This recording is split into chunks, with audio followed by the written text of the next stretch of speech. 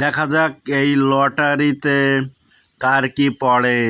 আজকে এই খেলার পরে পিকনিক, দেখি কার ভাগে কি পড়েছে। প্রথমেই দেখা যাক কার নামটাকে। রায়হান, তোমার ভাগে কি পড়েছে? ও, পোলট্রির মাংস পড়েছে। তা ঠিক আছে, তুমি পোলট্রির মাংস নেই রাখো। এরপরে সাদিকের কি বলা যায় দেখা যাক।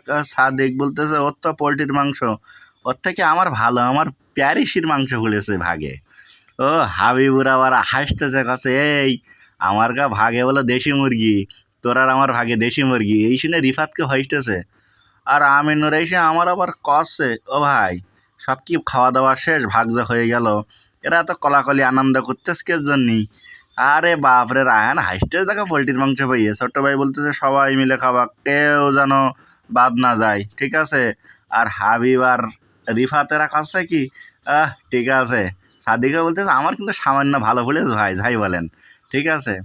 আর হাবিবুর কাছে যে ও দেশি মুরগি দেশকে সাইটে দেওয়া নেতালি কাকু, আপনি আইসেন কিন্তু কাকু, অবশ্যই অবশ্যই আসবো হাবিব, অবশ্যই আসবো, ঠিক আছে। রিফাত ও হেলালো আগাই দিয়েছে হাত, হ্যাঁ ঠিক আছে ভাই, আপনিও আইসেন। আর আমিনুর যাই আবার কাছে, ও সাবাস ভাই, আজকে সাইটে দেওয়া না, আপনার কপালই ভালো বুঝেছেন। আমি নীরবতাভাবে শুধু চাই চাই দেখতেছি আর কি করবো। রায়হান আবার আমার কাছে আসলো, এসে আবার আমাকে বলতেছে ভাই কি করব, পোলট্রি দিয়েই সেটে দেই। আমি বললাম ঠিক আছে, তুমি চিন্তা করো না, একটু বড় পিস করে তারপরে ভনা করে রান্না করলে হবে না, তাই দিয়ে মেরে দেওয়ানে।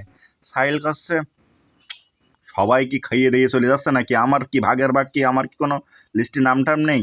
আর এতগুলো লোক দাঁড়িয়ে দিয়েছে, এদেরও তো নিতে হবে তাই না? তাই সবাই মিলে পিকনিক করে ভাগ যোগ করে খাইয়ে বাড়িতে যাব, কেউ মন খারাপ করবা না। এখনো ঈদগার ভিতর থেকে লোক আসতেছে, দেখা যাক, আসুক, সবাই রে নিয়েই একসাথে আনন্দ আর আনন্দ।